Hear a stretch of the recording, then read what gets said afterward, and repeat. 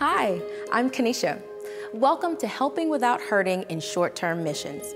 In this series of videos, you will be instructed by Steve Corbett and Brian Fickert of the Chalmers Center. Chalmers' vision is to equip local churches to declare and demonstrate to the world's poor that Jesus Christ is making all things new. This training is designed for short-term teams to experience together. The first 5 sessions will prepare you for your time in the field by challenging your view of poverty in the world and increasing your ability to bless the permanent workers in the field. Then, after you return from your trip, there will be debrief meetings and one last video session. This last session will guide you in processing the work that you saw God do and help you to avoid common post-mission pitfalls. We'll also encourage you to think through how you will move forward in engaging with poverty alleviation and missions. In today's session, we will start with Steve, the Chalmers Center's Community Development Specialist. He will challenge us to ask the right questions about short-term mission trips. Then Brian, the Chalmers Center's founder and president, will follow that up by teaching us how to correctly diagnose poverty and how to define what success looks like for a short-term visit. We live in an exciting time in kind of the history of God's people. Our brethren in the majority world of Latin America, Asia, and Africa have not just grown in numbers, we're familiar with that, but they've grown in maturity and in zeal to minister in Christ's name. I know for myself, I've had the privilege of spending a lot of my last 30 years kind of doing Christian relief and development work and being on the field and being in main offices and seeing it at a lot of different levels. And it's just been really, really exciting for me personally to see the growing passion for people to really care for people that are hurting in really deep and dangerous and difficult ways. Whether that's in a slum in Rio de Janeiro, whether that's out in the rural community in Kenya, or whether that's in inner city of Detroit. People that just want to serve and minister to the poor in their own context. And to see that is just so invigorating. And we want to be aware of that and ask the question now, so what is the role, particularly of the North American church, coming in as outsiders and being part of this tremendous movement and this tremendous passion? And one thing that's been happening in the church over the last 20 years is the rise of short-term missions. And it's, first of all, important to note, this is a pretty new thing.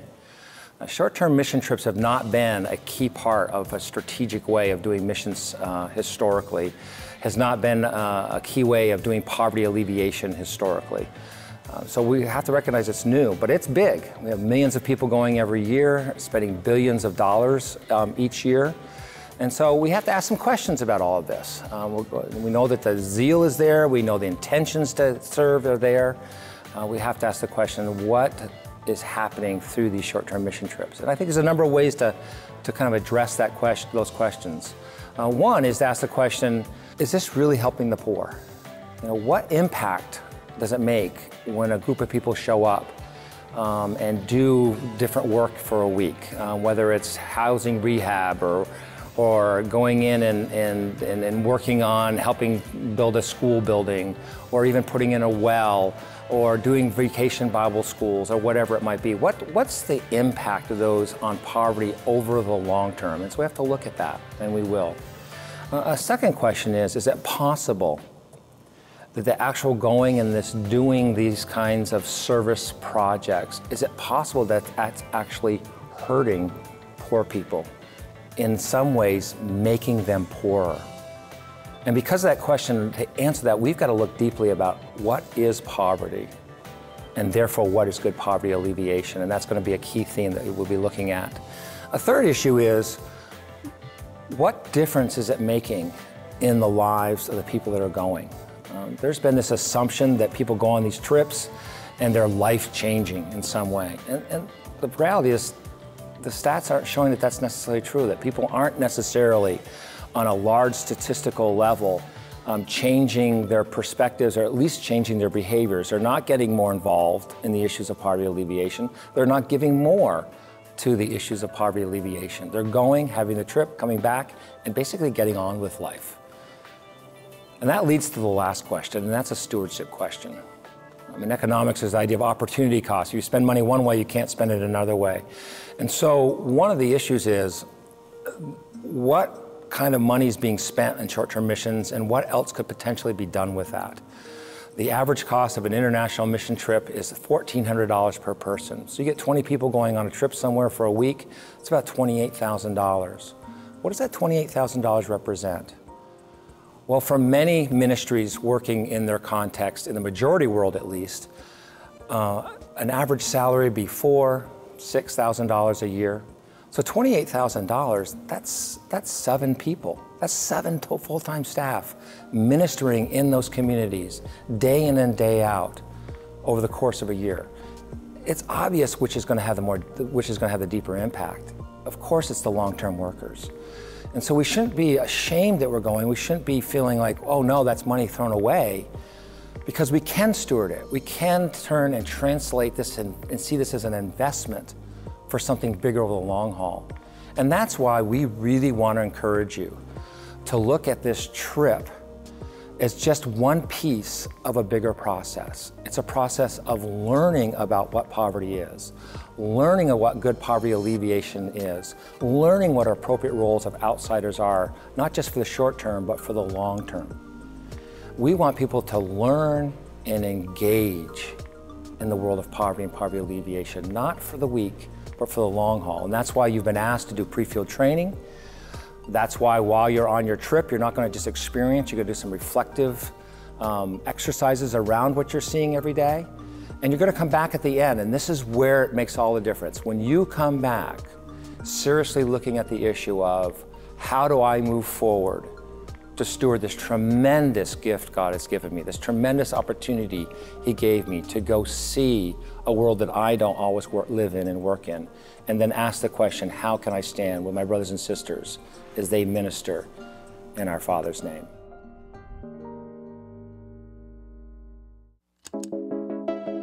How can giving food to someone who is hungry actually hurt them? Before we answer that, we need to look at how we define poverty. Many people define it as a simple lack of material things, not enough food, money, clean water, medicine, or housing. But when you ask the materially poor to define poverty, you'll hear things like, I feel inferior, I feel ashamed, I feel powerless, I feel less than human, I feel like I cannot change my life. These feelings of shame, inferiority, and powerlessness are only made worse when we give handouts of food and clothing to them. No father's dignity is restored by seeing people providing things to his kids, things that he was unable to provide on his own. Poverty goes beyond the material and cuts to the core of how they view themselves, psychologically and socially. We often misdiagnose the problem or treat the symptoms instead of the underlying illness, and our help can actually be harmful, preventing them from getting better. That's when helping hurts. But the truth is, we are all poor. Everyone. We are all in need, because we all experience brokenness in the 4 fundamental relationships of life: our relationship with God, self, others, and the rest of creation. These relationships are the building blocks of life. It starts with our relationship with God, the one from which the other 3 flow. Our relationship with self. We are created in God's image and have a high calling to reflect God's glory. Our relationship with others. We are made to love one another, know one another, and encourage one another to follow God's calling. And our relationship with creation. God created us to be stewards, to manage the world and sustain ourselves. But because of the fall, sin entered the world, and all 4 relationships were broken. Our intimacy with God was replaced by a fear of God. Our relationship with self went from a sense of dignity to feelings of shame. Our relationship with others went from community to conflict. And our relationship with creation went from joyful work to toilsome labor. Everyone suffers from the effects of these broken relationships. So we are all impoverished in the sense of not experiencing these relationships as God intended. It may not always look the same across the world, but we all share the same desperate need for Christ, who offers hope that what is broken, both inside us and around us, will be restored. Yes, sometimes we do need to provide food to people, but poverty alleviation is so much more than that. It involves reconciling the broken relationships at the root of poverty. It means taking the hungry person by the hand and saying, I'm hungry too, but I've found the bread of life. He can provide the lasting help that you and I both need. Until our view of poverty changes, any help we offer is likely to do more harm than good.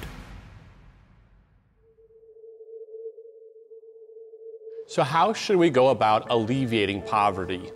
You know, how we diagnose the disease of poverty determines the solutions that we use to alleviate that poverty.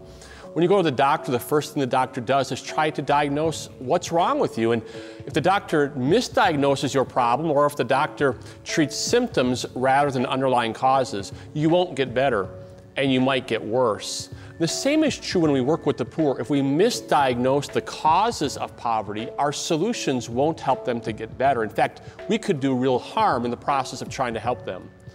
Many short-term trips assume that poverty is fundamentally about a lack of material things. And because we think it's about a lack of material things, our approach tends towards giving material things to people.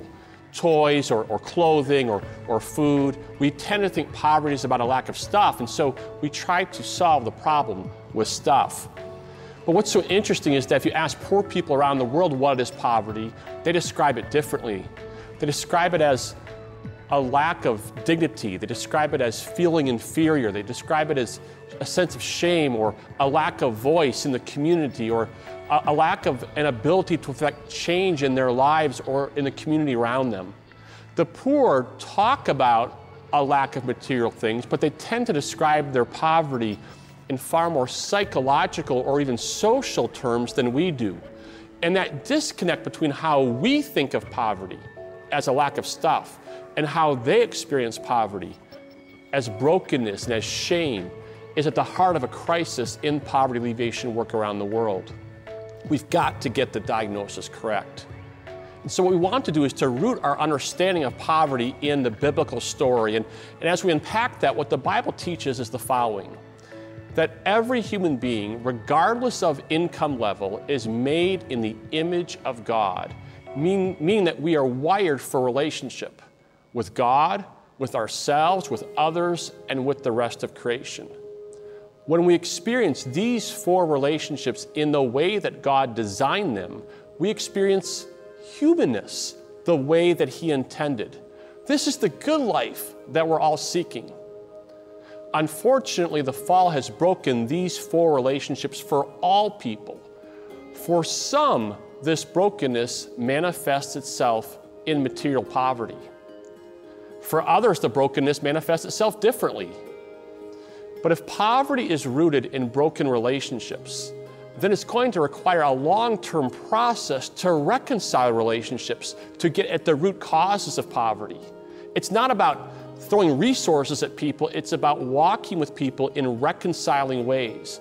Now stop and think, if poverty is rooted in broken relationships with God, self, others, and the rest of creation, you can't solve poverty in a 1 or 2 week trip. Reconciling relationships takes far longer than that. You can't solve poverty in a 1 or 2 week trip, but you sure can make it worse through how you act and through the things that you say. In reality, poverty alleviation happens through local organizations and local ministries that are able to be there over the long haul. It's those local ministries, those local organizations that are able to engage in the long-term process of effective poverty alleviation. Which means that we need a fundamentally different set of expectations and goals for our short-term trips, because we can't alleviate poverty in the space of those 1 or 2 week trips. We need new notions of what success is for a short-term missions trip.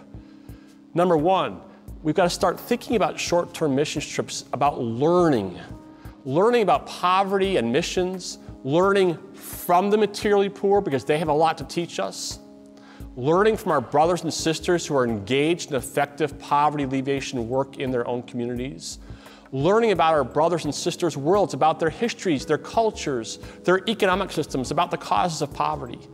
Number two, it's about fellowship, spending time with our brothers and sisters, being with them, rather than focusing so much on doing. I have a really hard time with that when I want to go and do things, but it's more about being. Number three, it's about encouragement, encouraging and blessing those who are working there over the long haul. Folks, ministry is hard work. Those who are involved in ministry are often discouraged. Poverty alleviation is one step forward, half a step back, 2 steps forward, 1 step back. It's hard, grueling work. And those who are involved in that kind of work get discouraged and they're tired. And what they really need are people to come alongside of them and encourage them and say to them, we believe in you. We believe in what you're doing. We want to support you over the long haul. There's a lot of power in encouragement. The next step is long-term engagement. This trip has to be one piece of a long-term process of exploring our role in supporting and engaging in poverty alleviation, both around the world and in our own communities. If we do not follow through with this long-term process of engagement, we are poor stewards of the resources that have been invested in this trip. This is why preparing for the trip well and then following up on the trip is absolutely essential. It's a long-term process. This trip is only one little piece of that longer process of pre-trip training and post-trip follow-up.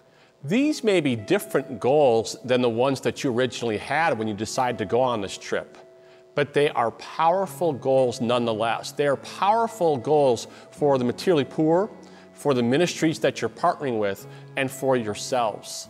This is why we believe that we should even move away from calling these trips short-term missions trips.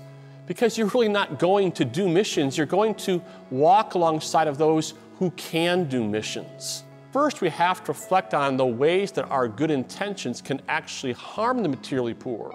You see, folks, good intentions are not enough. It's possible to hurt the poor in the very process of trying to help them. Then we can move forward in helping without hurting in short-term missions.